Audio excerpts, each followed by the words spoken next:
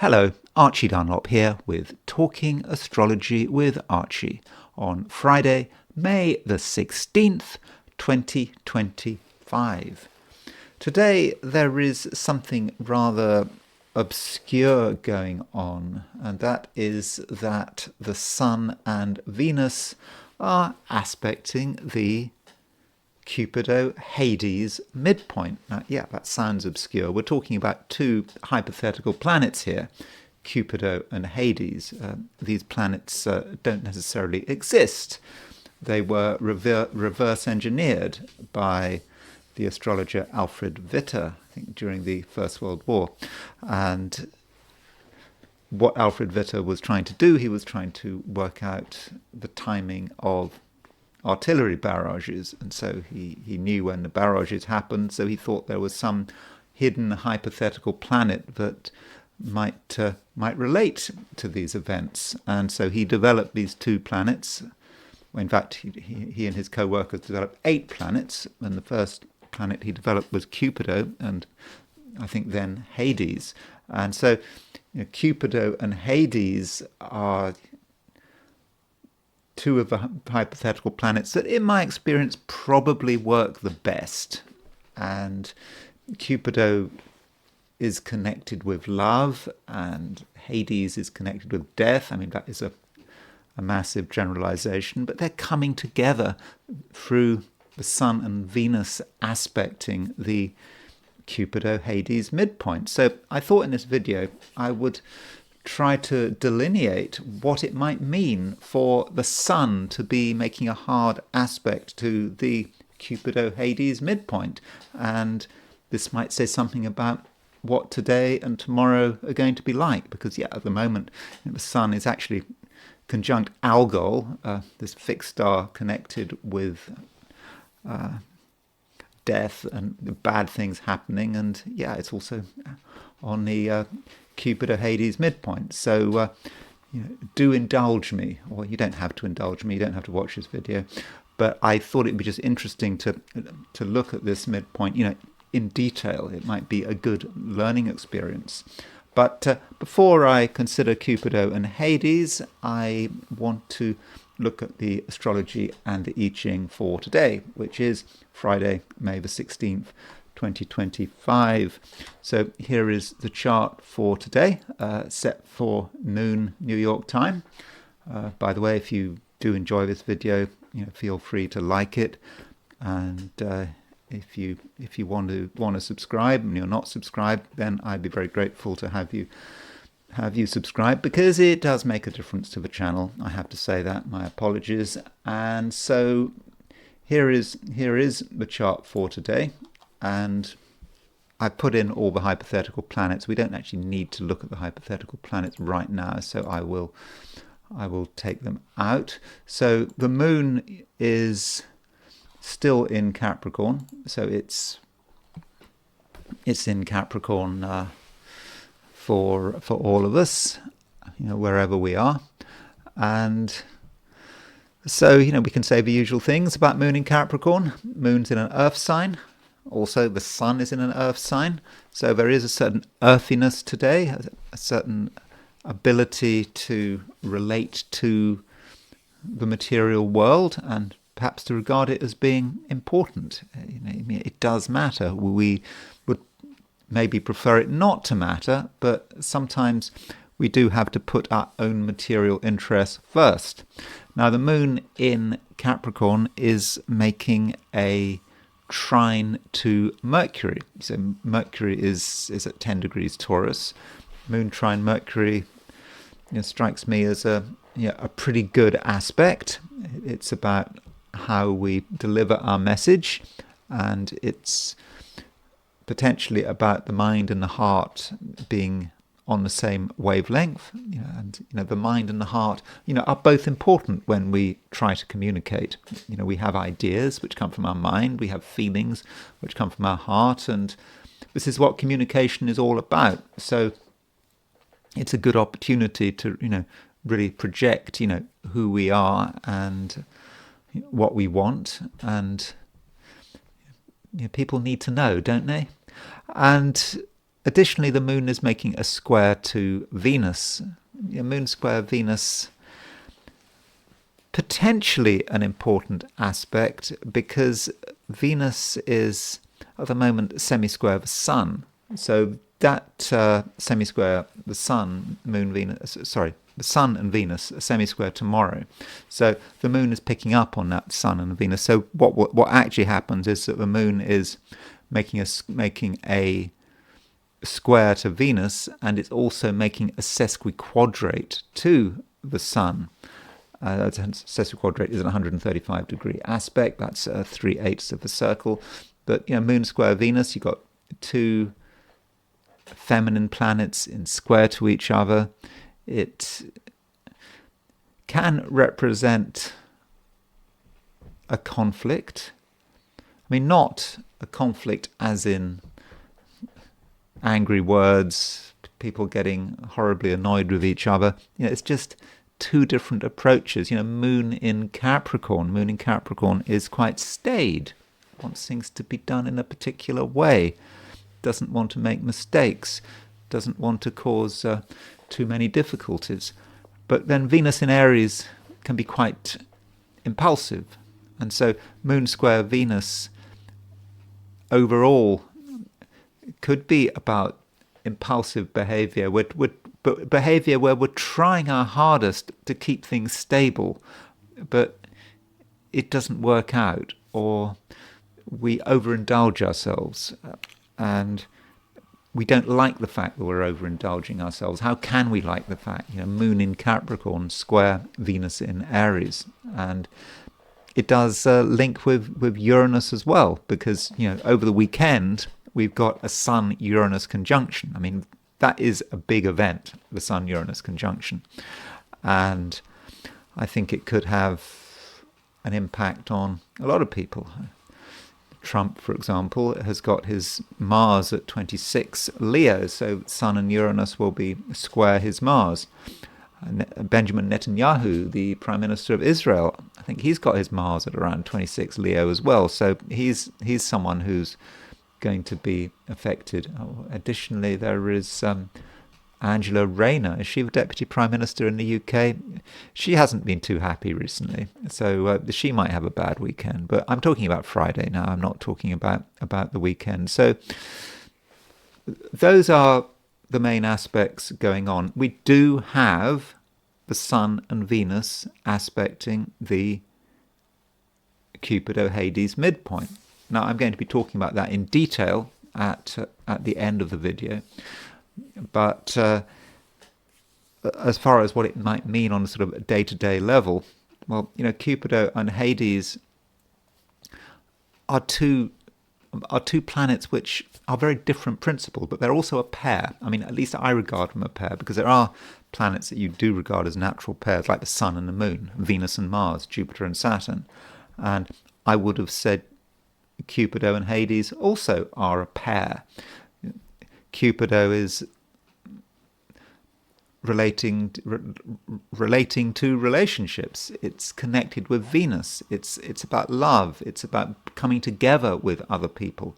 Hades, by contrast, is about decay, criminality, the past, things dying. And so very different principles, but they're coming together today. And it might be about trying to keep something going even though it's finished. That might be one way of doing it. Or could be about a shotgun wedding, maybe. I mean, not literally a shotgun wedding, but perhaps trying to force things together when they shouldn't really be together, and that can cause a few problems.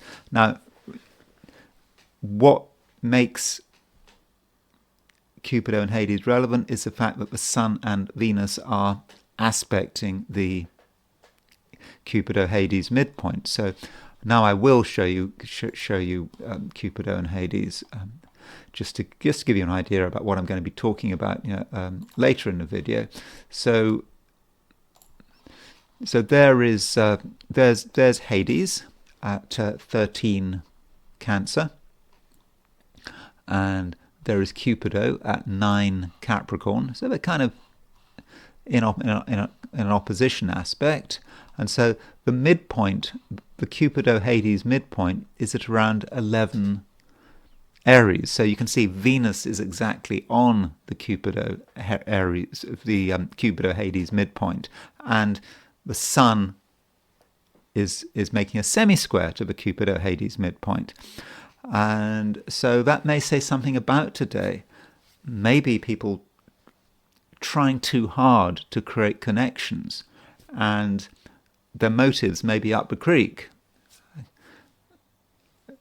You know, they might feel that people belong to one another when they don't, and trying to force unions together, perhaps in deference to the past. But the past is the past, and you know, we should be moving away from the past. But some people can't do that, and yeah, I'll be looking at all of this later on in the video. Now, one thing about the Sun is that it's not just it's not just making a semi-square to the Cupido-Hades midpoint.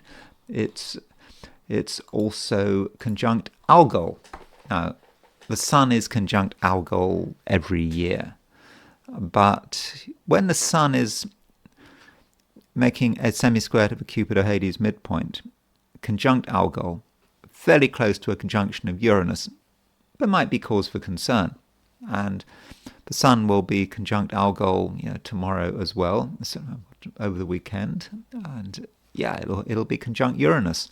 So things are getting stirred up, and there may be unpleasantness today, and events which may not be particularly nice. Not for us personally, but we're talking about the news flow, and I don't know. I mean, I'm making this recording on a Thursday.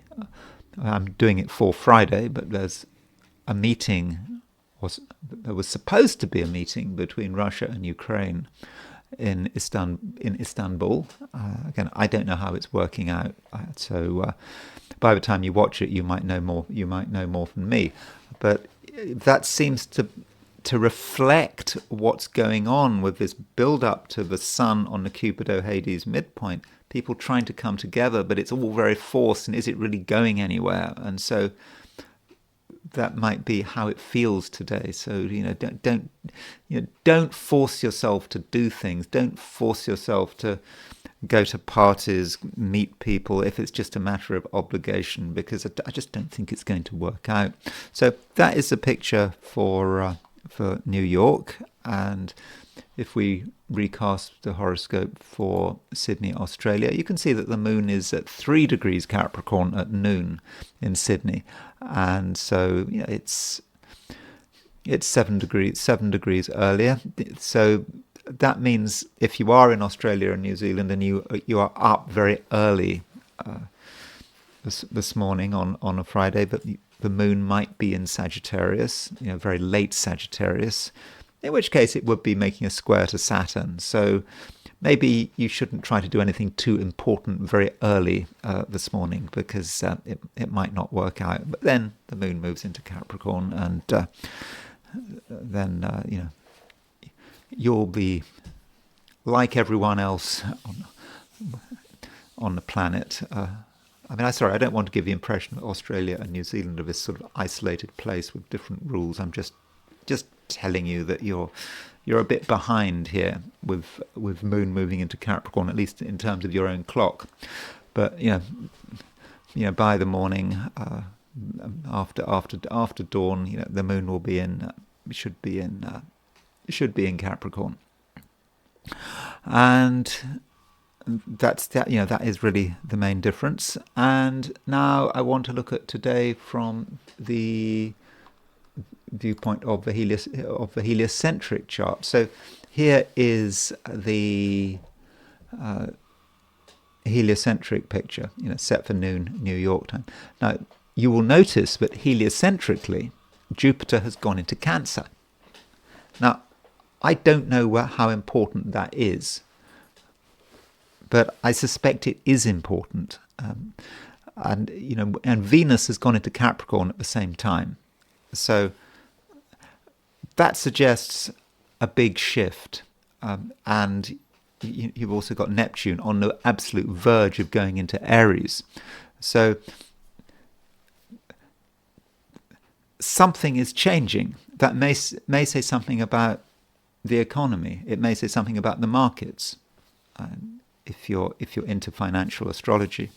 But Jupiter in Cancer is almost front running what's going on geocentrically. Jupiter will go into Cancer geocentrically on I think it goes into Cancer 9th 10th of June. So that's not for another few weeks, but that just reminds us that it is about to happen. And Venus opposition Jupiter heliocentrically, it is potentially quite an indulgent aspect, although it has a certain good fortune to it, because you could say, well, Venus and Jupiter, the most fortunate planets in the solar system, are aspecting each other, though there is a danger of complacency and just assuming that things are all going to work fine. And that's because Neptune is still square Jupiter, Venus is square Neptune. We've got this continued T-square involving Venus, Jupiter and Neptune that is certainly going to be weighing on us and perhaps encouraging us to be over-optimistic. And we should not be over-optimistic, because Mercury is making a conjunction to Saturn. So Mercury conjunct Saturn represents serious thinking, and we have to see things as they are, not how we would like them to be. And so there is a possibility here with Venus conjunct with Mercury conjunct Saturn, but some of us have to come down to earth. Maybe the world has to be more realistic. We thought everything was going to be fine. We thought conflict was going to be over, and high hopes for something working out could be dashed with Mercury conjunct Saturn. I mean, that's a negative view. A more balanced view might be to say, well, it could work, but with Mercury conjunct Saturn, we've got to do some serious thinking about it, some serious talking, some serious structuring, and we certainly can't take anything for granted. So now let me transition to the 12 signs. So these are my forecasts for the 12 signs for today, which is Friday, May the 16th, 2025. Aries, you may be caught up in today's over-optimism. People do think that things are going to get better. Not universally, but it might strike you that things are bad enough, and that if you believe in yourself, if you have faith, there will be a steady improvement. But you're not quite sure how that improvement is going to take place. And so, maybe Aries, you might be tempted to indulge in some wishful thinking. Oh, it's going to be okay. It will somehow sort itself out. Well, it's not going to sort itself out, not all by itself. And if you want things to happen, you're going to have to put in the work, and you're going to have to be also very realistic. Now, that shouldn't be too difficult. The moon is in Capricorn, and so with the moon in Capricorn, you have the opportunity to be down to earth, and also to be heard. Moon in Capricorn makes a trine to Mercury, so if you think that something might go wrong, or if you think perhaps that some particular detail hasn't been covered, be open about it. I don't think that you'll want to be open about it, Aries, but I think it would be in your best interests to tell everyone what's on your mind. And your caution could turn out to be, very prescient. You will see how it's going to work if no one does anything. So it could be that your intervention can actually stop something from failing. People will think again, or maybe you'll think again, and there might be just some little detail that needs to be worked out, and that can really make all the difference.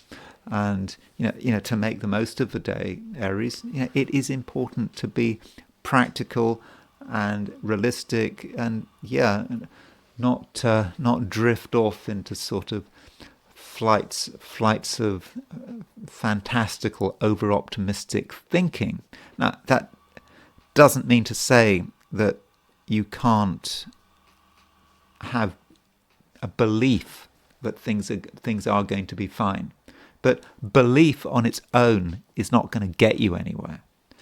Well, unless you're talking about something which is purely spiritual. Okay, if it's purely spiritual and you're only concerned with the non-material, then that's a different matter. Then you can indeed have faith.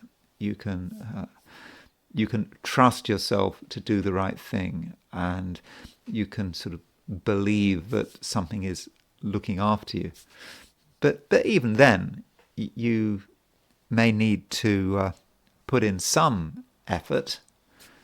You can't just assume that some supernatural being is going to look after everything for you. You won't make that assumption. Don't worry, because I think that today, fundamentally, you are practical, and you should allow yourself to be practical, and you shouldn't think that you're upsetting anyone by raising issues. It has to be said. And as an Aries, you can be impulsive, and you can tell people things they don't want to hear, and they may or may not listen. I think in most cases they will listen. And so it's actually possible that your caution and practicality can actually save the day. Taurus, we have planets in earth signs. We've got the moon in Capricorn, we've got the sun in Taurus, we've got Mercury in Taurus, we've got the moon making a trine to Mercury in Taurus. And that trine between Mercury and Taurus, that trine between moon and Mercury is very helpful if you're a Taurian. You are able to tell everyone how you are and what you want, and in the process there's no need to upset anyone. You can be very grounding in the way you talk, in the way you come over, and you can actually put people at their ease. It shouldn't be difficult. And that is because Mercury is moving through your sign, making a trine to the moon, and you're able to sort out what matters, and at the same time you will be quite imaginative. Taurus sometimes has a reputation for being close-minded. You don't want to get involved with things that you don't understand, that aren't part of a program. But with this moon trine Mercury, you can afford to be imaginative, and you might realize that some of your goals, some of the things you want to achieve, require an open-minded approach. So there's nothing that shouldn't be explored, but also you don't want to be speculative, and you don't have to be speculative. And so you can really work out, you can work out what is reasonable, and in general, you're going to make a pretty good impression. Though, when we look at relationships and how you deal with other people, try not to force things, and try not to allow yourself to be forced. So one of the themes of this video, or the main theme, you could say, of this video, is the fact that the sun is aspecting the Cupido-Hades midpoint. Well, Venus is also aspecting the Cupido-Hades midpoint. And so if you try too hard to be part of something, then you might be disappointed. Or you might be forcing the pace too much and be creating a situation that might actually be undesirable. So separation always has a role, and you don't have to be with other people all the time. And if you don't get on with people, you mustn't try too hard, because if you try too hard, you might get yourself involved with something that just doesn't feel particularly satisfactory. And matters may be made more difficult by the fact that the Sun, which is moving through Taurus, is conjunct Algol. And Algol, of course, is this fixed star, the head of the demon, which can cause problems. It can be quite an evil influence. So there's nothing wrong with keeping a bit of a distance. And if something feels bad, then it might well be bad. So don't push it. And if you have concerns that you're moving into areas that are dangerous, that you don't fully understand, that you can smell something wrong, then it's okay to back off. And you don't have to do anything just to please other people. Sometimes you do something and you think there's an expectation that you're supposed to do it, and it's completely the wrong thing to do, and you might get into something that you later regret. So this creates a bit of a tension. It is a good idea to be open-minded, to be ready to explore. On the other hand, you don't want to go into places which could be dangerous, seedy, perhaps able to sort of, they could compromise your integrity. So you have to know where your limits are, but you don't want to be closed-minded. So, that is an important balance to make. And perhaps a key point is not to force things, and in particular, don't force relationships, whether it's relationships with individuals or relationships with a group. If it doesn't feel right, then it probably isn't right. Gemini, you at the moment are of the opinion that few things can be taken for granted. It would be nice if everything was easy and you could just act in a normal, easygoing way. But today you have your doubts, and you may be thinking that people can't be trusted. You might even be concerned that you yourself can't be trusted. And because of that, you're not going to want to take risks, and you're going to perhaps feel that, if in doubt, don't do it. And if you have that view, then you should honor it. Trust your intuition. And if you don't fully understand something, then you don't want to get involved in it. And it does feel that a lot of things are difficult to understand. But just because something is difficult to understand doesn't mean to say that there isn't a way of getting to grips with it. Today, the moon does make a trine to Mercury. Moon in Capricorn makes a trine to Mercury in Taurus. So, these two signs, Capricorn and Taurus, are signs that they're earth signs, but they're also signs that don't really have much of a connection to Gemini. Taurus and Gemini are very different signs, even though Taurus and Gemini are right next to each other. Same with Capricorn. But this means that because you don't quite understand something, because you don't have a natural sympathy with it, you are able to make the effort. And so you have an opportunity to really try to understand something difficult. It takes you a long time, and you might be a bit nervous about it, but if you can understand something without being compromised by it, then I think that would be a very good use of the day's energies. And additionally, there may be a moment of realization, when something suddenly starts to make sense, finally, and you get it. And what do you do when you reach this point? Well, you're finally in a position where you can take action on the basis of knowledge.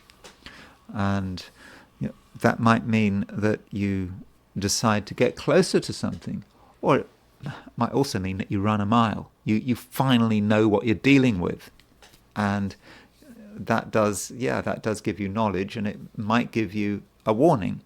So if you start the day feeling unsure of yourself, even feeling a little bit ignorant, it's not a situation that needs to persist, because you have the ability to find the answers, and maybe that is what your focus should be. Cancer, it's probably quite an easygoing day. The moon is making a trine to Mercury. So if the moon is making a trine to Mercury, that means you understand what's important, your mind is on good form, and you're able to say what's on your mind. And I think that people are very much going to listen to you, and they'll appreciate what you say. And I don't think that you're going to be lost for words. You'll have an answer for everything, which could be somewhat unusual for many Cancerians. If Cancerians don't know, they're not going to come up with an answer. But in this case, I think the words will just be available, and the solutions will be available. So if you believe you know the answer, then be open and honest about it. It will be appreciated. You might think that you're not sure of yourself, that you shouldn't take a risk, but sometimes just offering an answer, even if it's not necessarily the right answer, can help move things forward. And yes, you do have a lot of things to say, and the things you say will not be trivial. They will be important, and you will have gravitas.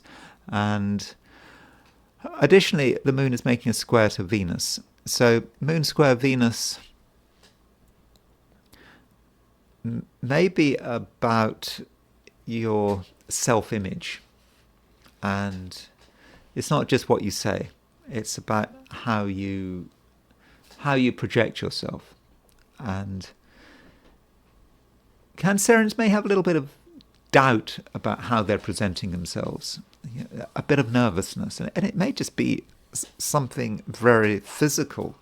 Are you looking right? Venus is still in Aries. From a Cancerian view, Venus in Aries can be the looking in the mirror, not aspect, placement. And so moon square Venus, it doesn't take much to make you self-conscious today. And the question is it worth being self-conscious? Do you have to be self-conscious? I think the answer is probably no, but it is the way you feel. And you maybe have to get over it. and what is more important, presentation or communication? Well, there may seem to be a tension between those two things. You could say, well, if you are not presenting yourself in the right way, then people aren't going to listen to you. But the reality is that it's the words that matter. And by saying something that is grounded, down to earth and relevant, people are going to listen to you. It doesn't matter what the situation is, doesn't matter what you look like, because it's the words that matter. And with that moon trine Mercury, those words are going to come across, very, very, very smoothly, and it's all going to be it's all going to be very easy, or at least it can be easy. And so that's that's something to really concentrate on. Now, going back to the moon and the lunar cycle, the sun and the moon are making a sesquiquadrate today.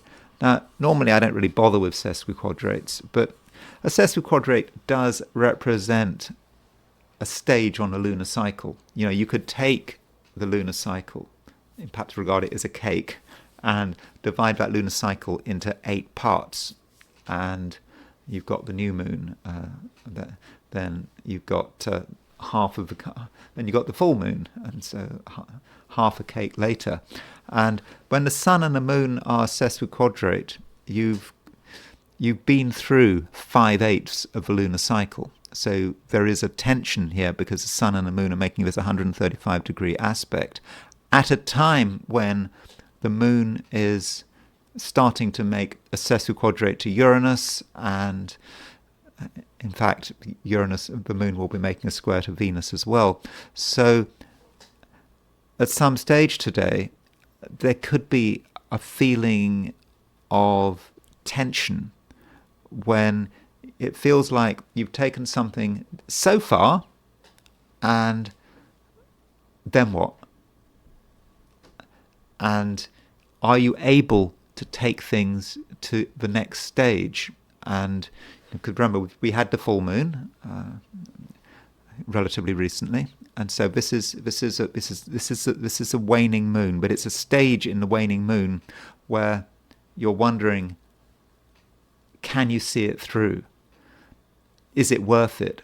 Are you prepared to take the risk, or are you're perhaps concerned about how other people are going to respond? And there maybe just be a moment where you just can't do anything because you are not sure.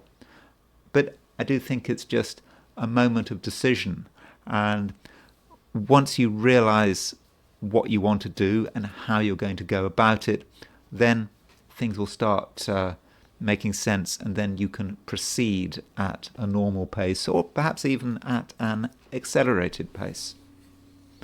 Leo,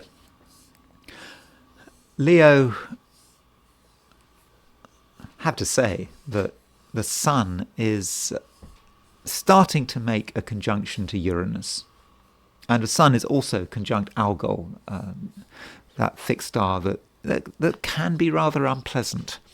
Algol, don't forget, is the head of the demon, and so Sun conjunct Algol, moving towards a conjunction of Uranus.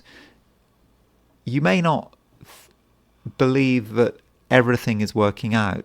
There may be uncertainty, and things could happen, not just today, but into the weekend. And when things happen, you may not know what to do, and we could just be talking about other people's response, other people's behavior. You can't make assumptions about how other people are going to behave with the sun moving towards a conjunction of Uranus, and with the Algol influence. And it's possible that some people are unpleasant, and that just may say something about their personality, or it just may say something about how they are responding to today's challenges. Personality is not something that is just internal. It is influenced by external factors, and yeah, these external factors just could encourage people to do things which they may later regret, or they might give the wrong impression. So you don't necessarily cast absolute judgment on anyone just because they're behaving badly. And with Sun conjunct Algol and the Sun conjunct Uranus, that may say something about you. Now, you don't want to project things. We all have a side to our personality, but it isn't especially pleasant, all of us.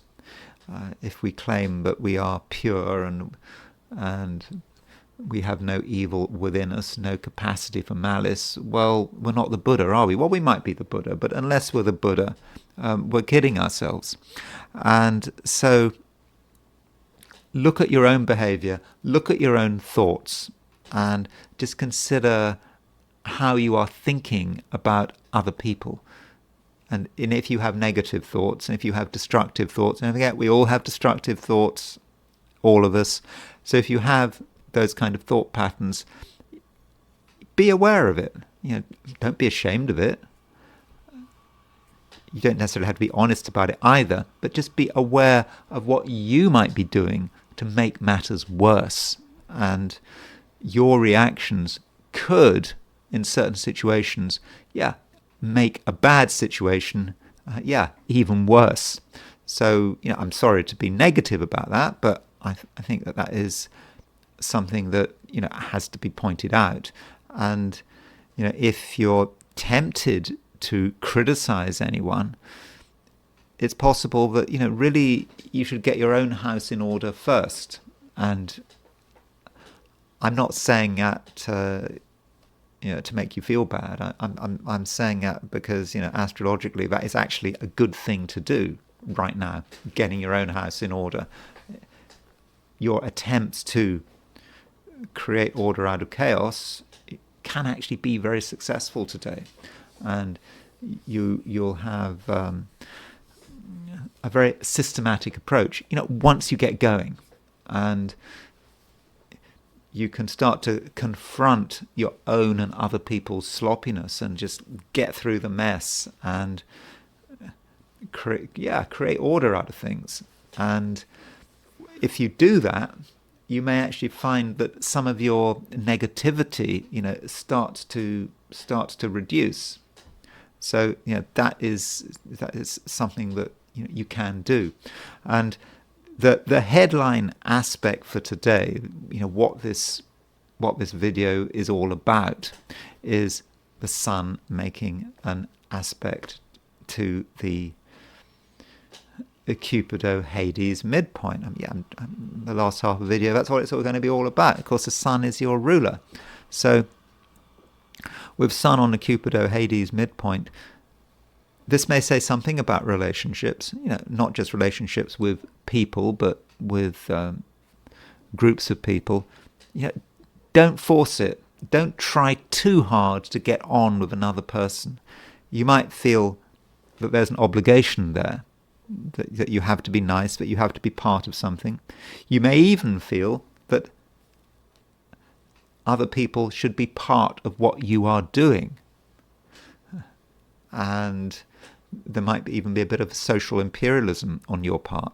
And I would recommend against this. If you try to force any form of union, any form of togetherness, I don't think it's going to work. And it could actually turn out to be oppressive, for you and for anyone else involved. Virgo, there is a very nice trine between Moon and Mercury. The Moon is in Capricorn, Mercury is in Taurus, and so the other Earth sign is, of course, Virgo. So this Moon-Mercury trine really should make things very easy. You don't have to try too hard, and you can enjoy yourself, and you can see new things. You don't have to limit yourself. I mean, I know that, with Virgos, there is often a feeling of caution, but I don't think you need to have too much caution. Let things run their course, and if you see something interesting, give it a go. Find out what is available. Find out what another person has to say, and do not limit yourself with this with moon trine Mercury. And once the words and the feelings start to flow, then you really can become part of things, and you may have this realization that you are not separate, and what you enjoy can be also what other people enjoy, and it's probably a time to be looking at what you've got in common with others. And at the same time, you're not going to be naive.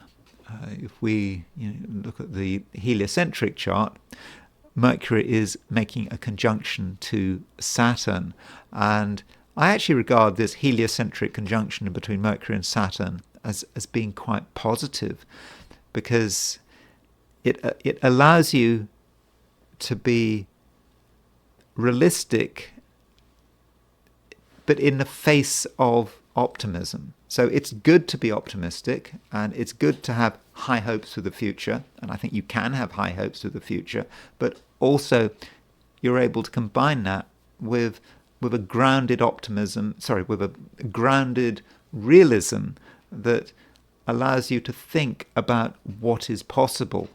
And you're not going to do anything stupid, you're not going to do anything which has absolutely no chances of success. And additionally, Virgo, I think you're going to be able to make some good calculations about the probability of something working out, and you can maybe do a cost-benefit analysis. Ask yourself, what is the probability of success? What is the probability of failure? And you can sort of think about the various expected outcomes, and so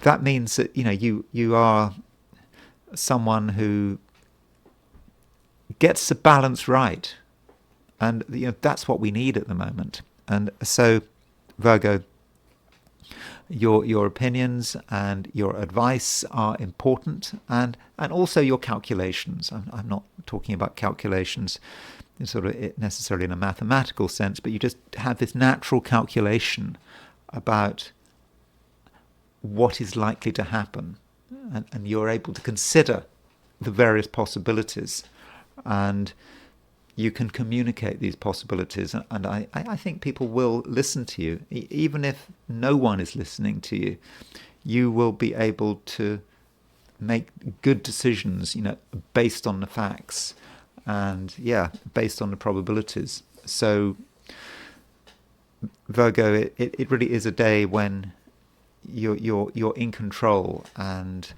additionally, if you do feel that something needs to be done in a positive or a negative sense, positive sense, you might see an opportunity.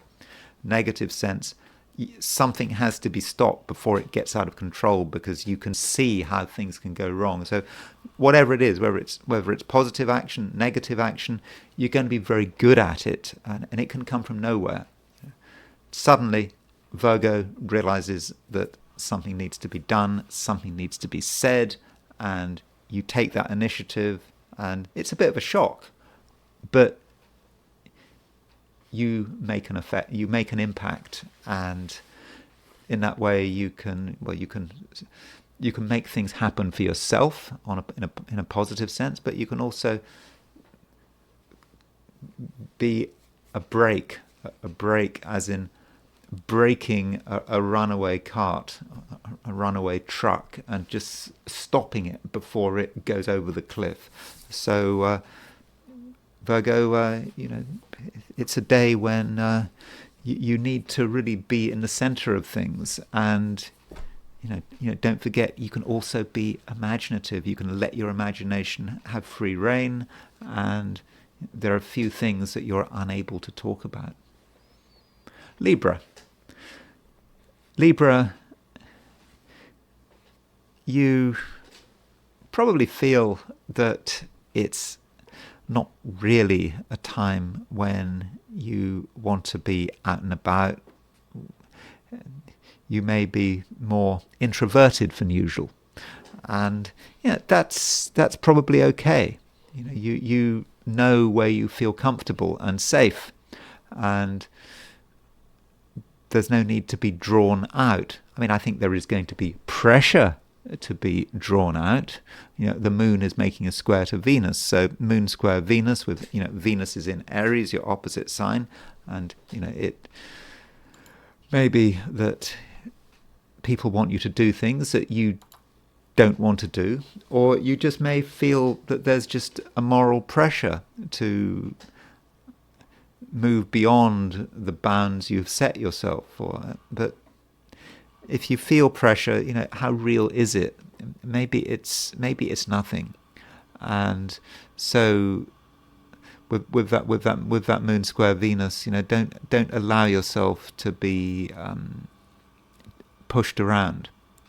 You can't force things, and with Venus aspecting the Cupido-Hades midpoint, what you don't want to happen is to be forced to be part of something that you don't really want to be part of. You're doing it out of obligation.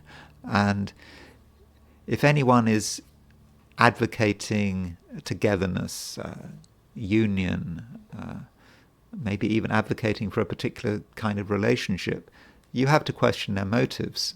And your own independence could actually be very important today. So, it's okay to refuse things. And if you don't want to do something, if something doesn't feel right, then you don't have to be part of it. And additionally, when you are on your own, or at least doing things your own way, then your mind is going to be on great form. Moon trine Mercury, and that moon trine Mercury, moon in Capricorn, trine Mercury in Taurus, is about you thinking and understanding, and also having detachment, and especially detachment on an emotional level.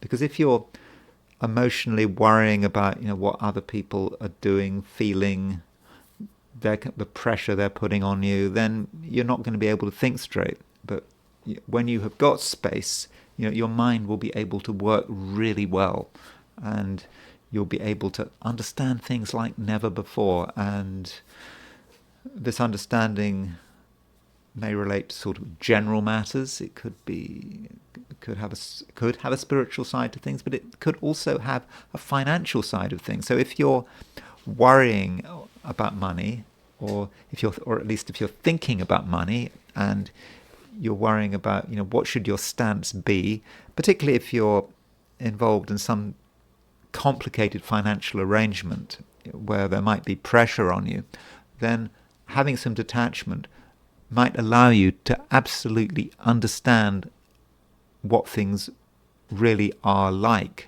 and then you'll be able to make decisions, and you will be able to act in your own best interests. Scorpio,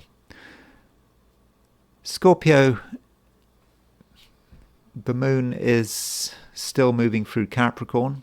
It's making a trine to Mercury, and this moon Mercury trine, it's a pleasant aspect. It allows you to communicate very well. The words will just flow, and so if there's anyone you want to get on with, or you want to talk to, then now might be your chance, because there's no pressure. You'll be able to just speak very easily. I think you'll be quite relatively good at small talk. So there are a few subjects that you can't discuss, and you always have a response.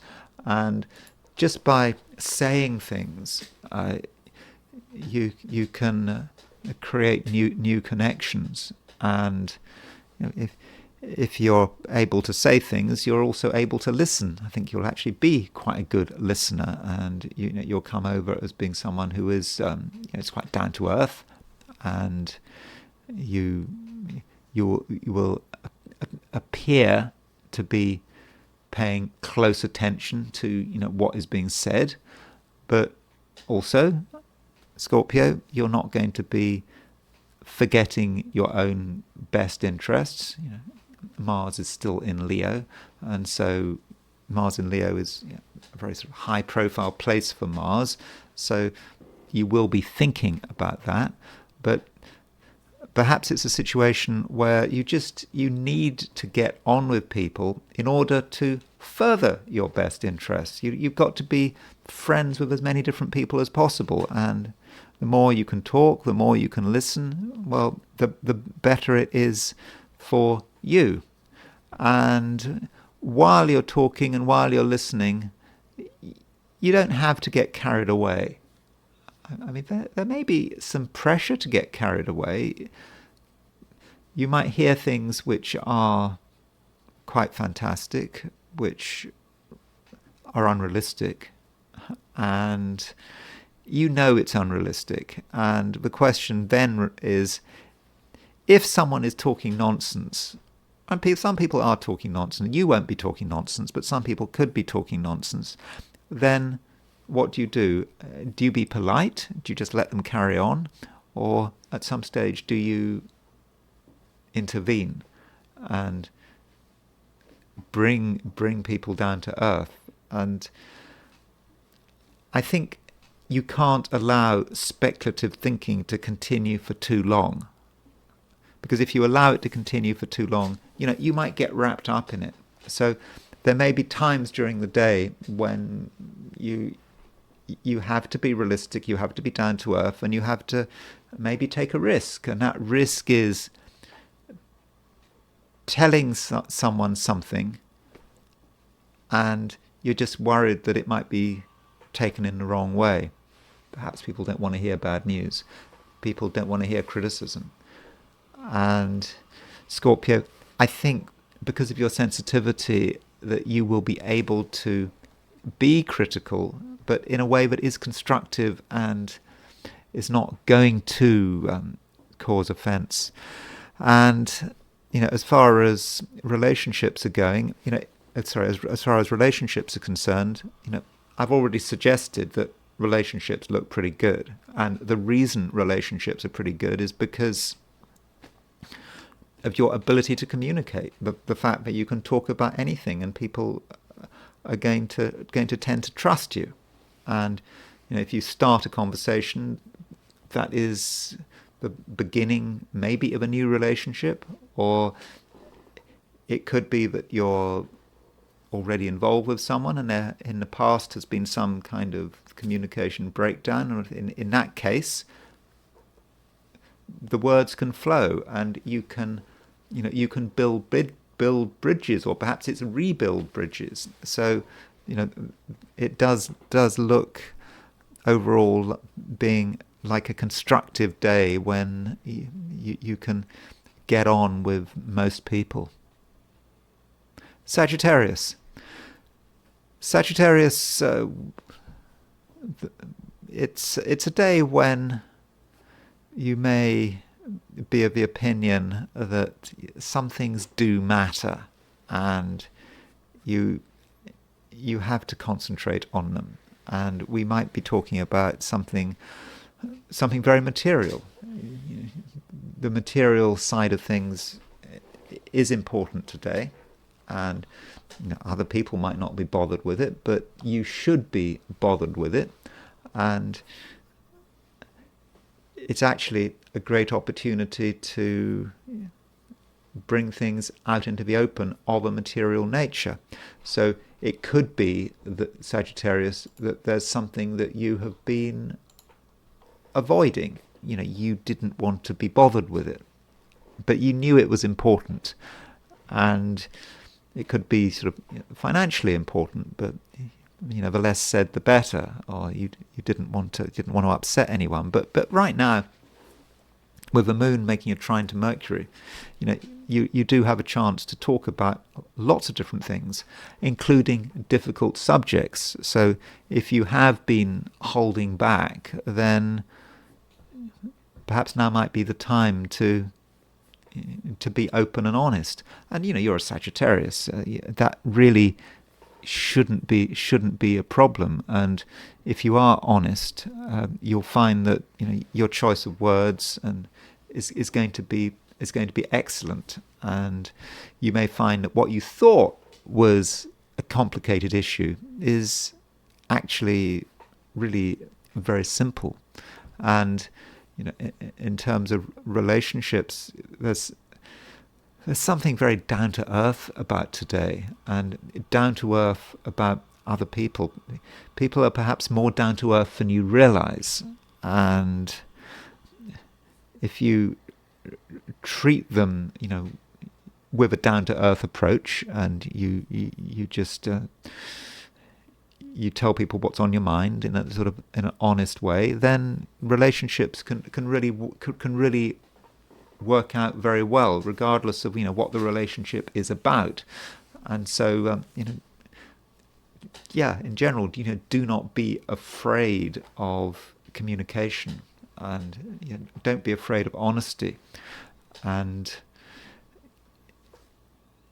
additionally, there may be small details which are just really annoying, which have been building up, and you haven't really wanted to think about them, and now might be the time to sort them out. And this may not be about other people, it may be about things you have noticed today not just today, things that you've noticed maybe over the last few months. You kept noticing them, and you've noticed that they weren't in the right place, or something was broken, or something wasn't working properly, and now you have a chance to suddenly fix it. So something that had been staring you in the face, had been annoying you, and you weren't quite consciously aware of it. Now you are consciously aware of it, and you might find that something that you thought was a big problem can actually be solved with minimal effort and minimal expenditure. Just buying a small part, or getting something repaired. You could possibly even repair it yourself, provided it's not safety critical. So a small action on your part can actually resolve a long-standing problem or a long-standing irritation. Capricorn. The moon is still in your sign. It's in your sign. It's in Capricorn. Well, the moon's in Capricorn for everyone. Okay, if you're in Australia or New Zealand, the moon might be in Sagittarius really early in the morning, probably before dawn. But really, for everyone, the moon is in Capricorn. And so the moon, while it's in Capricorn, it makes a trine to Mercury. And this trine to Mercury is, it's a really good aspect. It's not necessarily a dramatic aspect, but it allows things to move, and it allows you to move, and it allows you to, make the most of whatever you've got. And in the process, Capricorn, I think that it can be quite an enjoyable day.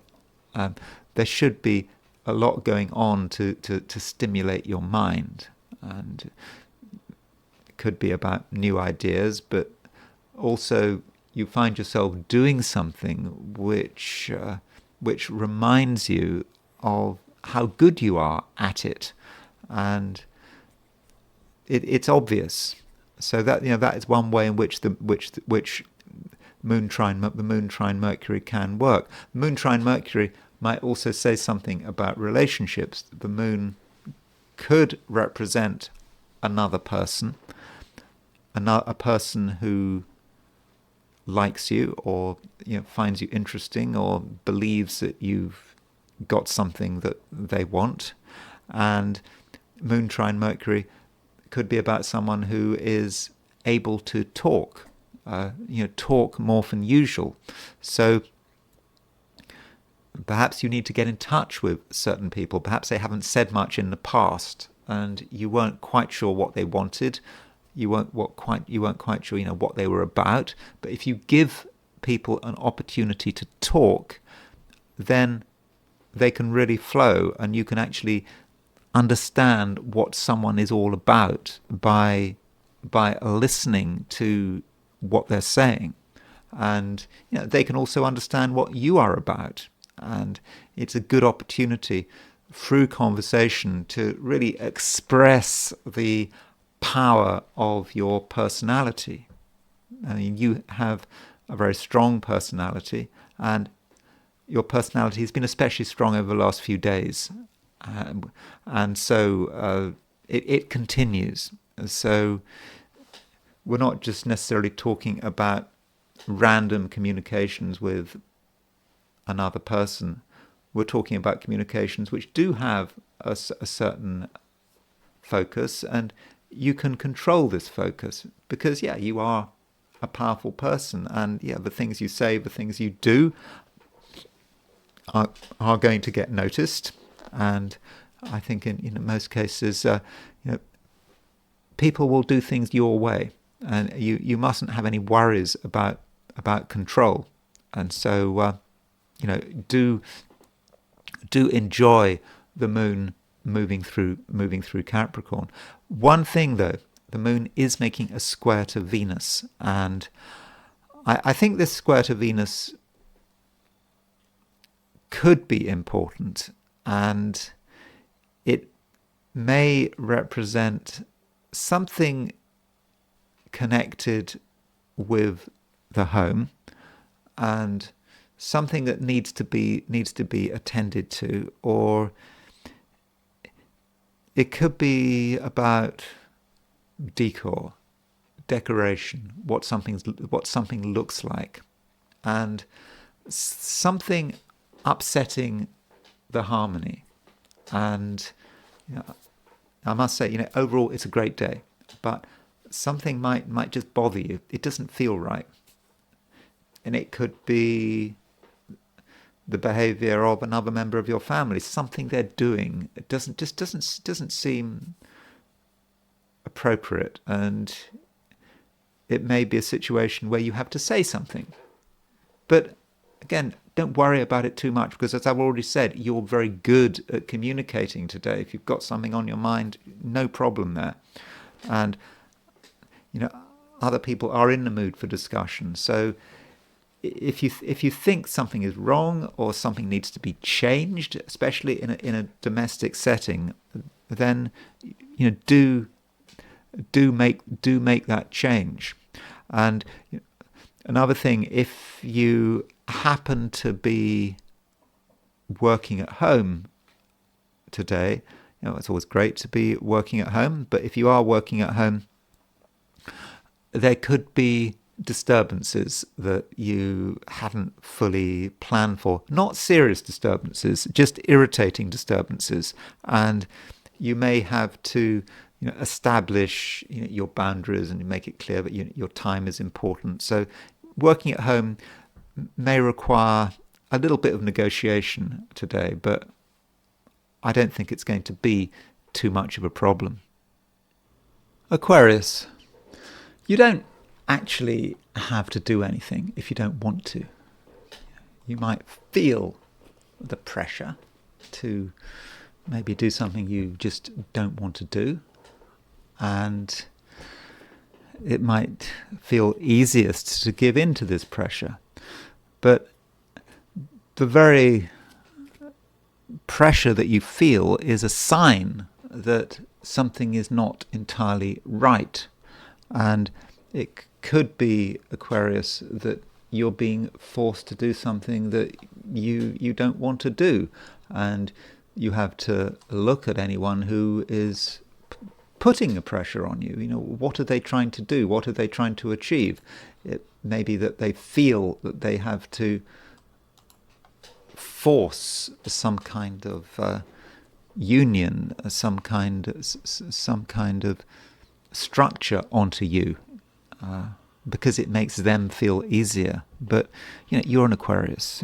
You're known for your independent mindedness, and if you remember that, then you won't go too far wrong. And so stick to what you feel is right, and don't stray from your own boundaries. They matter, and you can do everything you need to do today without taking risks, without going anywhere, and certainly going anywhere that you don't want to go to. And you'll be helped by a trine aspect between the Moon and Mercury. So Moon and Mercury in trine allows you to be able to sort of talk with whoever you like. You can almost be at the center of your sort of Aquarian web, organizing everything if need be, and you don't want to go away from your web, because your web is where you are most powerful. And the moment you stray from that web, then things could go wrong, and you could find yourself in a situation where another person is in control.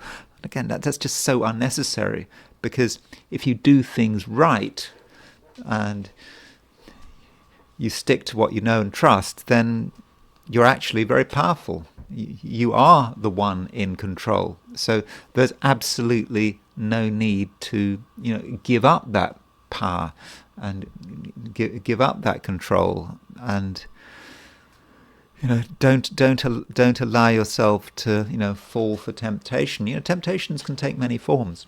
One temptation might be that you might feel that you can have more fun somewhere else. You're going to a party, for example, or doing some other fun activity. I mean, fun supposedly, but if someone uses fun or enjoyment as bait to try to get you to do something you don't really want to do, well, then that's a sure sign that something's wrong. So if you really want to have fun, then just stay where you are. Yeah, Aquarius, there's really no need to stray, and do consider other people's motives. That may be a very important way in which you judge them. I'm sure most of the people around you have absolutely pure motives. They wish you the best, but not in all cases.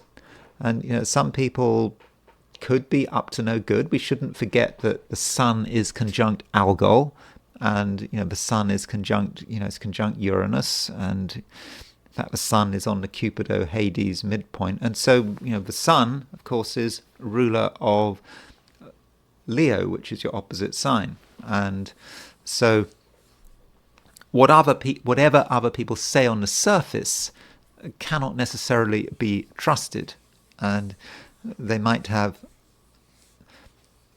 motivations which you can't really understand, and the other person may not be prepared to reveal these motivations. You can guess, but guessing is perhaps a fool's errand, because you'll never really know what someone thinks or believes. So that is a good reason not to be trusting. Well, some people can be trusted. I get that. And also, there are people who can be trusted 99% of the time, but there is that 1% where you should treat them with great caution, and maybe that 1% of the time is today. And so that is another very good reason why, Aquarius, you need to stick to what you trust, stick to what you know, and not allow yourself to move off your territory, because if you were to do that, then you could lose control of the situation. And again, that's unnecessary, because if you do things right today, Aquarius, then you should be completely in control. Pisces. Pisces, you are in a reasonably good mood, I think, for most of the day. You feel that things are moving at your own pace, and at the same time you can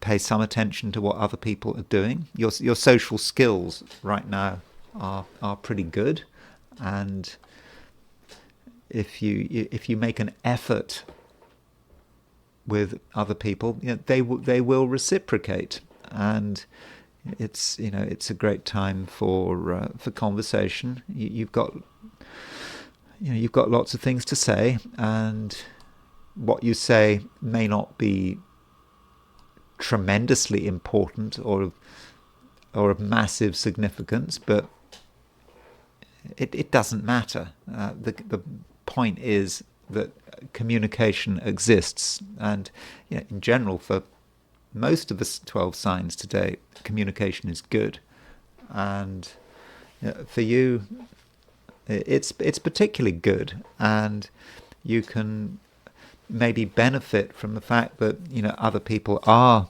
more communicative than usual, and it could be a situation where people are prepared to say things which they aren't usually prepared to say. They would be more guarded usually, but today the words just slip out. So if you're trying to get hold of some information, then now might be a good time to do it. You could just, you have a conversation with someone about something, and the conversation goes all over the place, and in that conversation, something can slip out, and so, listen, very hard to what you're being told, to what you're hearing, and it's somewhere in that mass of words, you could find out something important that could make things much easier for you. May even be able to solve a mystery, something you've been wondering about, and you get the answer you are looking for. And also, Pisces, it continues to be a time when you have very definite skills which really are quite obvious to you, but they're not always obvious to other people. And now's a time when you can dramatically use your skills or talk about these skills, and it's possible that you see people doing something that they don't really know how to do it. They don't know how to do, at least they don't know how to do it very well, and you can do it better. And in that kind of situation, you may have to be impulsive. You may want to barge in and say, well, this is how you do it. And I think that people will be happy to see you do something well. And so that will be good for you, be good for your reputation, and it will be good for everyone else. So that's something you can do today. And then there's the heliocentric view. Heliocentrically, we looked at the heliocentric chart, and Jupiter heliocentrically has just gone into Cancer, and Venus has just gone into Capricorn. I mean, I know Jupiter goes into Cancer geocentrically not for another few weeks, not until, well, quite a long time. Jupiter doesn't actually go into Cancer until June the 9th or the 10th. I mean, it's less than a month away, and that is a big event for Pisces, Jupiter going into Cancer, a fortunate event, of course. But heliocentrically, Jupiter goes into Cancer, and you might feel that. You might feel that something is changing, that you might have had your doubts about something, you weren't sure, and something might happen over the course of the day that just reminds you that things are working, and you might get a taste of the future. And additionally with that Venus opposition Jupiter, it could be about a challenge from another person, probably. Could be a situation, but likely to be another person. A challenge which at first you don't really know how to deal with this challenge. But then you look at it again, and it's a challenge you can actually deal with. It's easy. It's obvious. You may not be able to deal with a challenge right now, but it's a taste of things to come. It's showing you that you're in the right place, that you have the necessary skills, and that you're actually ready for that challenge. And it might be a challenge that in the past you thought you weren't ready for, but now you realize that you've moved on, and you've moved on in a really good way, and that you really do have what it takes. And those are my forecasts for the 12 signs. And as always, it's time to look at the I Ching. So I asked the question, what is Friday going to be like for those watching the I Ching section of this video? And the first hexagram I got was hexagram number 23, which is splitting apart. I think we had this quite recently. So splitting apart is a difficult hexagram. It gives us the idea perhaps of a piece of furniture which is being eaten by termites. The legs are about to collapse, and it's a situation, but it's just going from bad to worse. And it does happen. It might be that despite our best efforts, the inferior elements are on the rise, and there is nothing we can do about it. And splitting apart, as described by the I Ching, is a process. Things slowly get eaten away until they collapse. And we can perhaps follow this collapse through. So the first question is, what does it mean? What does it mean to you? So remember, this is a hexagram reading. This is a reading just for today. So what are you involved in? What might be splitting apart? And there are a lot of moving lines. There are, in fact, 4 moving lines. So the process of splitting could actually be very fast. One thing leads to another, leads to another, leads to another, and then the whole thing collapses. And the I Ching goes through the process, and the process, starts pretty badly. The second and the fourth move. So the second and the fourth move, it's like the decay is just spreading up the furniture. It's like the ants, the termites eating the legs of the table or the chair, and it just cannot be stopped. But when things are collapsing, they sometimes reach a stage where they can't collapse anymore. And the 5th line and the 6th line moves. And so by the 5th line, the disintegrating elements are starting to realize the errors of their way. So if this is a social situation, it may be people who have been a problem actually start to realize they're a problem. Or it just may be about an awareness that is the start of a solution. And then the 6th line moves, and it can't go any further, and the splitting apart is finished. And it's not such a bad thing. There are things left. There are things that we can take advantage of. And so the process of decay is so rapid that eventually it runs out of steam, and that can take us to a new hexagram. And the hexagram it takes us to is hexagram number 47, which is oppression. Now, this isn't such a bad hexagram, really, oppression. I know it sounds bad, oppression, but what it means is that we're oppressed by our responsibilities. Something has fallen apart. Maybe we've realized that other people can't help us.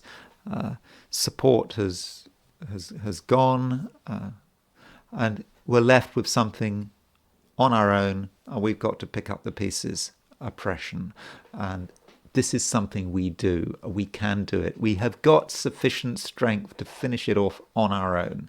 And yeah, it's hard work. But in the end, we're up to the responsibility, and we're able to sort it out, even if it's quite exhausting. And that's it. That's my I Ching forecast. And now I want to look at Hades and Cupido. And I'm a little bit wary of doing this. This is this Hades Cupido-Hades combination it's not something I use a lot in my astrological work, and so what I'm really trying to do is try to get to grips with one midpoint combination, a midpoint combination, which of course may be meaningless, and you need to watch what I'm saying, listen to what I'm saying with a certain amount of skepticism. I mean, this might be nonsense. We are talking about two planets which actually don't exist, which could be the imaginings of their discoverer, Alfred Witte. He reverse engineered these planets, and he was trying to predict Russian sort of artillery barrages on the Eastern Front in the First World War, not the Second World War, the First World War. And so can we make sense of it? And then we're getting really obscure. We're talking about a midpoint, Sun on the Cupido-Hades midpoint. So let me just show you what I mean as far as today is concerned. So if we look at the chart and we use all of the okay, well, actually we'll use, okay, well, in fact we're going to use, we'll start with which, we'll just look at we'll start by reminding ourselves of where Cupido and Hades are. So Hades is at 1321 Cancer today, pretty close to America's sun, but Cupido is a very slow planet, and Hades is at 9 degrees 27 Capricorn. And that means that Venus is on the midpoint. So it's kind of square Hades, and it's square Cupido. And so Venus is on the midpoint, and so is the Sun, because Sun is semi-square the Cupido-Hades midpoint. By the way, a word about orbs. What kind of orb should you use? 1 degree. You use very small orbs with midpoints, because the trouble about using large orbs is if you use large orbs, then you have so many aspects, you have so many things going on in your chart, you can't see the wood for the trees, and so you have to be discriminating and try to cut down the information. And so with midpoints, okay, I think you can probably use 1.5 degrees, but 1 degree seems a sensible limit. Today, the Sun and Venus are on the Pluto-Hades, the Hades, the Cupido-Hades midpoint. So what does that mean? And Alfred Witte, in his rules for planetary pictures, he gives some interpretations of Hades and Cupido. So, for example, he says about Cupido, art, family, society, collection, summarizing. That is rather brief, but Cupido is about unions. It can be about marriage, and it is very related to Venus, as its name sounds. So it's a Venusian influence, but it's working perhaps at a higher level, at a level that could be more abstract. But it is about coming together. Now, one thing Vita does not say about Cupido is that he doesn't talk about any potential for violence with Cupido. But, logically, you have to think about how Cupido was born. Cupido was born on the Eastern Front during the First World War. It was actually used for predicting artillery barrages. So I think there is potentially something about Cupido which is violent, which is explosive, which could be about rounds of artillery falling on us. So that's a view of Cupido. And then we've got Hades, which you might want to say it's the Death Star. I think that might be an exaggeration, but he says of Hades that it is scrap, dirt, illness, lowness, secret, antiquity. So it's about death, but it's also about things that are disgusting, that things perhaps are in a state of decay, and there is often an element of criminality about Hades. And so those are the two aspects of Hades, Cupido and Hades. With Hades, I mean, one of the reasons I'm so into Hades, well, particularly Hades, is that Hades kind of did me a favor. In the 1980s, I've told you this story before, but if you perhaps a new subscriber, just to give you an idea about me and Hades, I'd started learning astrology, and I'd got a diploma from the Faculty of Astrological Studies, but it was okay. I'd got the piece of paper and I'd passed the exams, but I was still very much learning, and I was still very curious. And so when you're learning astrology, just when you start learning astrology, that's when you do get curious. When you start getting into all these new shiny things like hypothetical planets and like asteroids, and a lot of these shiny things you often give them up because they don't really work, or things get too cluttered. And so I was looking at someone's chart, and I noticed that they had Hades hitting a very important point in this chart, and I was thinking, and I was trying to work out what it meant. Then I was looking at my mother's chart, and I remembered that in 1968 that we'd had a burglary, and I knew roughly what time the burglary was. And I was thinking, well, that seemed to link with a burglary. And then I was looking at this person's chart, and I said, they've got this now. So I was thinking, they are in immediate danger of being burgled. And so I did something which I've never done before. I mean, I don't know why I did it.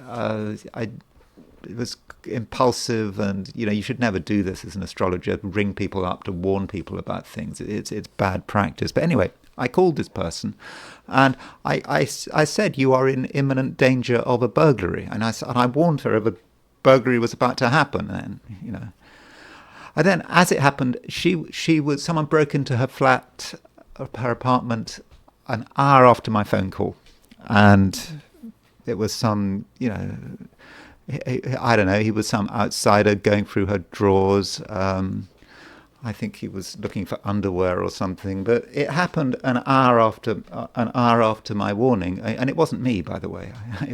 It wasn't any self-fulfilling prophecy. So after that, I was thinking, well, Hades is something you've got to take seriously, haven't you? And it remains the most accurate prediction I've ever made in my astrological career, far and away, and I somehow I've never been able to repeat it. So because of that, I do feel a certain gratitude to Hades.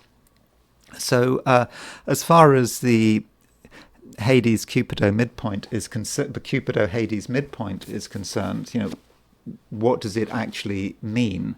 And Vita talks about the Cupido Hades midpoint, obviously, because this book goes through every midpoint, and so and he says Cupido Hades paupers, marriage in poverty, because Hades it can be about poverty, at least according to Vita, low and vile company, egoism, individualism, poor societies or associations, unfortunate concerns, sad environment, storage or supply, to stock, to hoard, collection of antiques and museums. So that's what he says about Cupido-Hades. And as far as what he says about the sun aspecting the Cupido-Hades midpoint,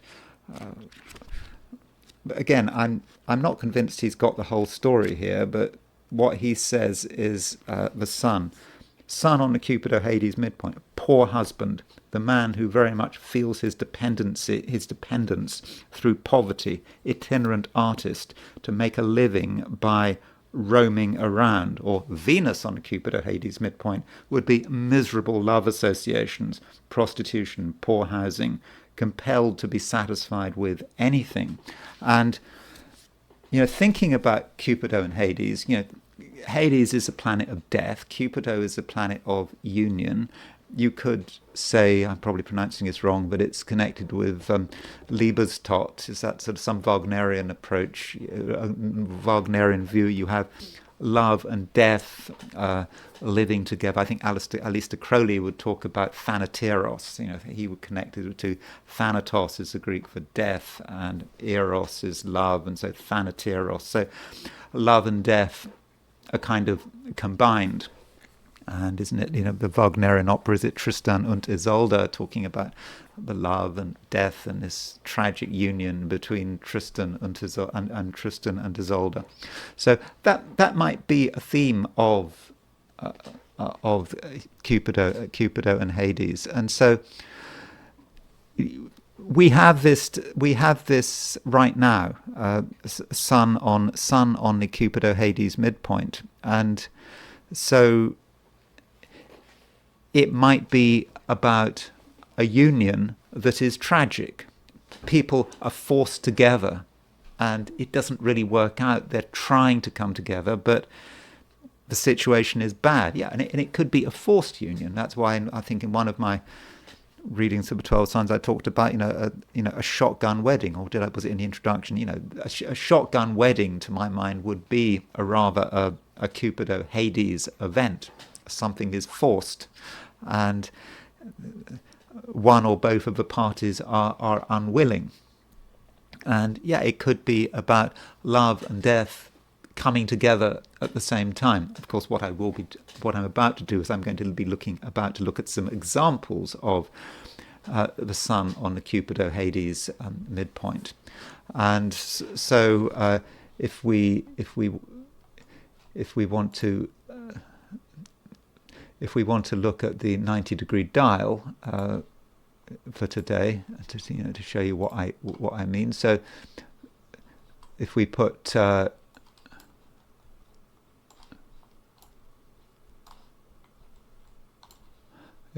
sun on the dial, so there we can see there's Hades and there's Cupido. Notice the symbol for Hades, so it's like a C with a cross, like a cemetery. And likewise with Cupido, it's a combination of the symbols for Jupiter and Venus. So you've got the Jupiter with a Venus put in there, so part of the Jupiter and with Venus imposed upon it. So that's what we've got today. And it's not just sun on the Cupido midpoint, Cupido on the Cupido-Hades midpoint. It's also Venus. So Venus is making Venus is conjunct. So Venus is conjunct. Is that right? Venus. Let's get this right. Venus is conjunct the Cupido-Hades midpoint, and the sun is making a semi-square. So just to remind ourselves as what that looked like. So there's Cupido, there's Hades, Venus conjunct, or perhaps opposition, the Cupido-Hades midpoint, and the sun is making a semi-square to it. So there should be a Cupido-Hades theme here. And, I am thinking about this supposed meeting in meeting in Ankara, sorry, Istanbul, between Russia and Ukraine. I don't know how it's working out. Maybe it'll all end up in chaos. It probably will end up in chaos. But that seems to be very much a sun on the Cupido-Hades midpoint, even Venus on the Cupido-Hades midpoint. People forced to come together, and people making all sorts of demands on each other. And Zelensky saying he won't come unless he meets Putin. I don't know how it's going to work out. Putin certainly is not going to turn up. But that is like a meeting. Cupido is a meeting trying to have peace talks, but Hades, the underlying environment, is really absolutely awful, and it's a waste of time. But it's all a bit forced. And of course, Trump told Zelensky that he had to turn up. So there's a lot of compulsion there. And so let's look at some examples of the sun on the Cupido-Hades midpoint. So Princess Diana's accident when she was going through the tunnel in Paris at 0:23 a.m. That's when the crash happened, when the driver lost control. And this is the moment. This is not the moment of her death, because she didn't die immediately afterwards, but this is when the accident happened. And so there is Hades. Hades was actually rising, and this is a good example of Hades at work. So there's Hades exactly rising when Diana had this when Diana had this accident which killed her.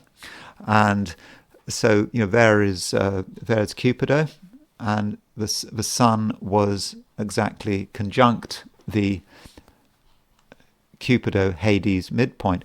In a way, there was a Cupido feel to it. There was she and Dodi Al-Fayed was in the car. Were in the car, and you could say love and death came together. Dodi and Fayed.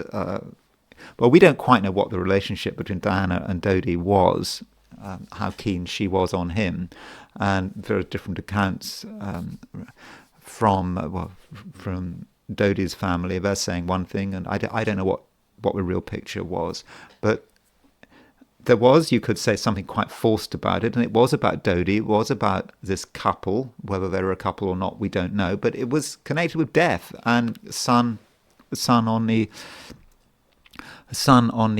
Hades, on the Cupido-Hades midpoint. I would have said that describes the event pretty well, especially as Hades was exactly rising. And I think that chart for the accident is, a good reason why one should consider using Hades. I mean, Hades is a planet that, in my opinion, really, really can work.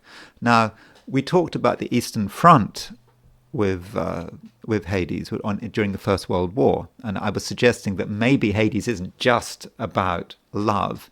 It might be about war, artillery shells, forced unions, and Operation Barbarossa, the day in which Germany invaded the Soviet Union, had Hades, and Cupido had sun exactly on the Cupido-Hades midpoint. And this would have been, especially important because it happened just after the solstice. I mean, the sun was at 0 degrees 14 Cancer when the Soviet Union, when Germany invaded the Soviet Union. And so you might say that at the darkest level, Cupido is about union, as in creating union through conquest, and that is what Germany was trying to achieve. But it just may be that Cupido is not just about love; it may be about war, and it may be about artillery, and it may be about attacks. So that is a possibility. So we have to be flexible about how we view this. And if we look at the Ukraine war and some of the relevant charts, we can see that there is perhaps something going on. Here is a chart for Ukraine when Ukraine declared its independence, and there's Hades, and there's Cupido, and the Sun at 0 degrees Virgo is exactly on the Cupido-Hades midpoint. So how do we think about that? Well, it depends on what you believe, but this is the beginning of supposedly an independent Ukraine, and Ukraine as a coherent national entity. I mean, that's a bit of a problem because, in fact, Ukraine contains many nationalities. For example, there are Hungarian minorities in Ukraine. There was a lot of Russian speakers. But talking about the concept of the shotgun wedding, everyone is forced to become part of Ukraine. Now, it's true that there was a referendum when Ukraine split off from Russia, and all the regions, including the Crimea, did vote to become part of an independent Ukraine. So that may be part of it, but maybe it got overstated, that the attempts to turn Ukraine into sort of an ethno-nationalist state, and that could be Cupido-Hades. Cupido is about everything being a union, a forced union, and some people in the eastern Ukraine, in the Donbass, were not especially happy about that. And it was really pushed over in 2014 with U.S. intervention. Victoria Nuland going to Kiev, encouraging a coup, and so as a result of that coup, it was going in a forced direction, and some people in the Donbass, for example, were not particularly happy with the way things happen, with the way things are worked out. And so that might be Sun on the Cupido-Hades midpoint. A union under pressure, and a union which in the end, because of that pressure, leads to death and destruction. So I would have said that that describes the event pretty well. And okay, that might have been a slightly anti-Ukrainian view, but one could have a different event, which is also connected to Ukraine, which is when the annexation of Crimea. So as a result of the coup in Ukraine, the one supported by America, arguably engineered by the United States, Russia annexed Crimea. It just became part of Russia. They just went in. And at the time of the annexation, the Sun was on opposition the Cupido-Hades midpoint. So again, we get an idea of a forced union. Russia decided that Crimea was going to become part. But Crimea was going to become part of a Russian Federation, and it was just done. It was done under force. Now, as far as I know, most people in Crimea wanted to become part of Russia at that stage. Earlier in sort of the early 1990s, they'd voted to be part of Ukraine, but things had changed.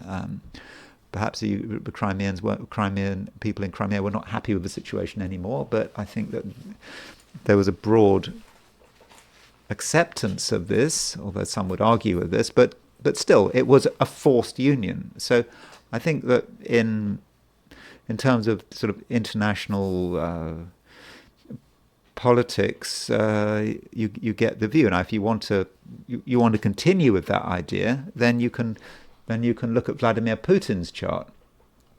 And here is here's Vladimir Putin's horoscope, and Vladimir Putin has. I'm not giving you any opinions about Vladimir Putin. I'm just pointing this out that Vladimir Putin has. There's his Hades, and there's his Cupido, and he has got, I believe, the Sun square the Cupido-Hades midpoint. So, in his case, Sun square the Cupido-Hades midpoint in terms of his view of the Ukraine. He may feel that he wants parts of Ukraine to be part of Russia, and he is prepared to use force if necessary. I mean, that is a pro-Western account. Of course, it is more complicated than that. But we do know that Vladimir Putin does regard the fall of the Soviet Union as something of a disaster, and what he's trying to do maybe is to perhaps restore it to its former glories. And one does this through a bit of force, but it may be force that is necessary. It may be he felt he had no choice. But it's kind of interesting that this midpoint, the Sun aspecting the Cupido-Hades midpoint, the Cupido-Hades midpoint is having some bearing on what has been going on in Russia and Ukraine, and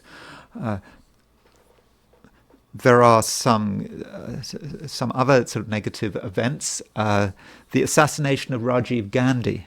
So Rajiv Gandhi was assassinated in 1991, and he was the son of Indira Gandhi, who was, of course, also assassinated. And so he was, I think, on an election campaign, and he was in southern India, and the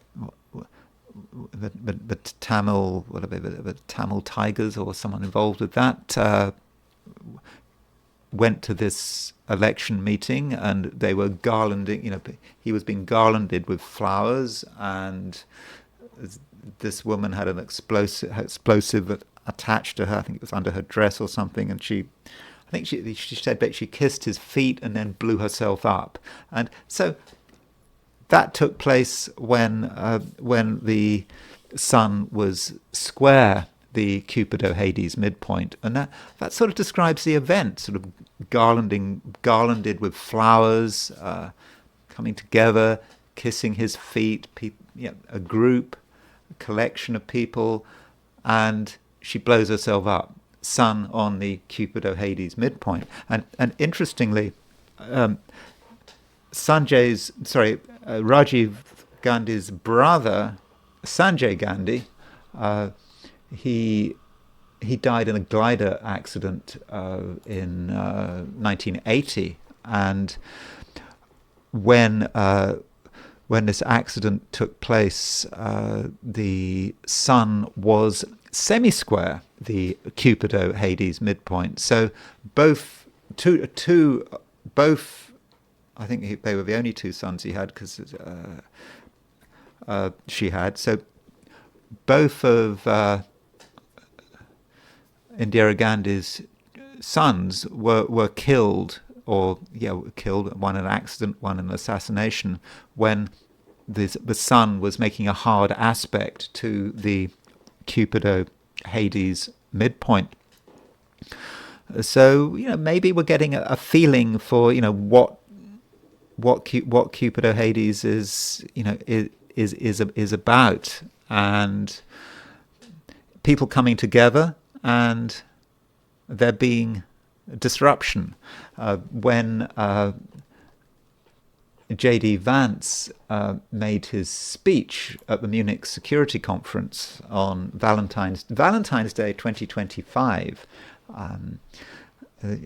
So Valentine's Day, of course, Valentine's Day is a very Venusian day, isn't it? And so you can imagine, when he made his speech at the Munich Security Conference, people were coming together. This is a very Cupido event, the security conference.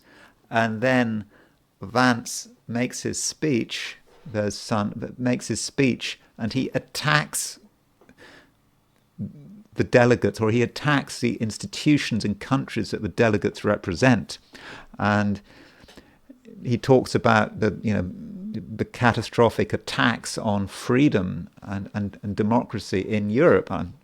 From my perspective, I think he was absolutely right.